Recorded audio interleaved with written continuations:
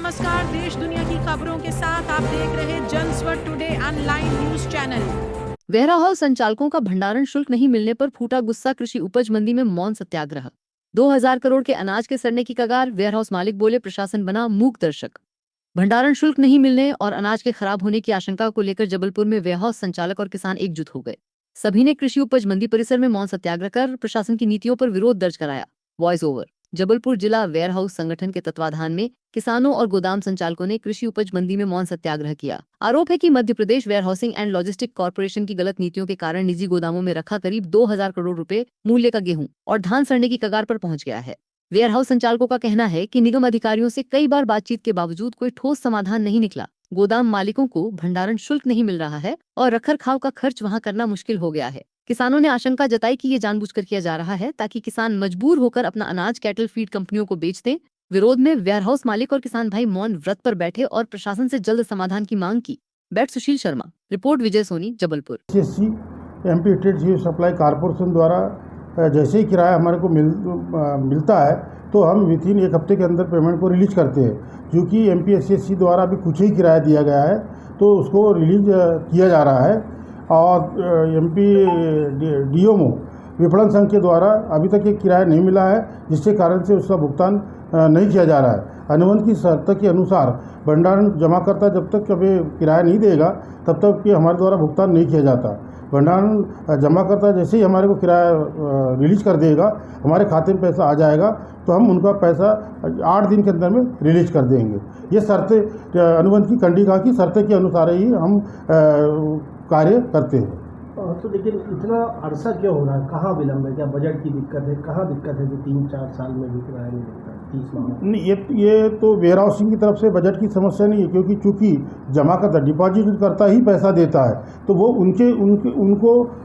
उनको मालूम होगा कि हमारे पास पैसा है या नहीं है। हमारा वेयर हाउस का कोई रोल नहीं है।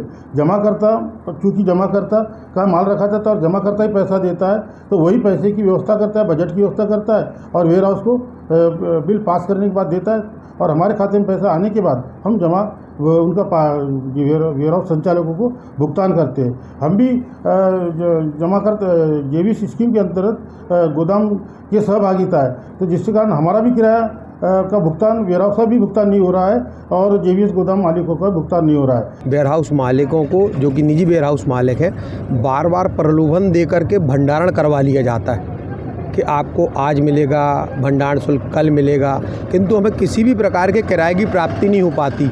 जैसे मान लीजिए अभी 9,974 DSC जो कि डिजिटल साइन लगते हैं MPWLC की ओर से, वो लग करके नागरिक आपूर्ति निगम भोपाल में पेंडिंग पड़े हुए हैं। अभी तक किसी भी वेयर हाउस मालिक का उसमें से किराया प्राप्त नहीं हुआ है। मेरा आपके माध्यम से ये निवेदन है कि हमको लालच देकर के भंडारण कराया जाता है और उसके बाद जब भी हम किराया मांगने जाते हैं तो कोई ना कोई बहाना बना करके कि हमारे पास फंड नहीं है, अभी सरकार बदली है, अब अधिकारी बदले हैं, अभी नए MD साहब आए हैं, अब पुराने MD साहब से चर्चा होगी, नए कलेक्टर साहब आए हैं, पुराने कलेक्टर साहब से चर्चा होगी। मतलब विभिन्न प्रकार के बहाने जो कोई हमें लगता है वो बनाना ही नहीं चाहिए प्रशासन को। ऐसे बहाने बना करके हमें भंडारण शुल्क नहीं दिया जा रहा।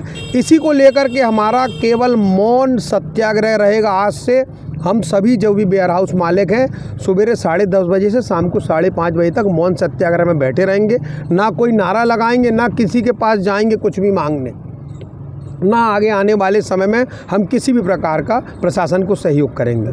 हमसे जुड़े रहने के लिए हमारे YouTube चैनल को सब्सक्राइब करें और नई वीडियो की नोटिफिकेशन के लिए बेल आइकॉन को दबाएं। अगर आप ये वीडियो Facebook पर देख रहे हैं तो लाइक जरूर करें और ज्यादा से ज्यादा शेयर करें। धन्यवाद।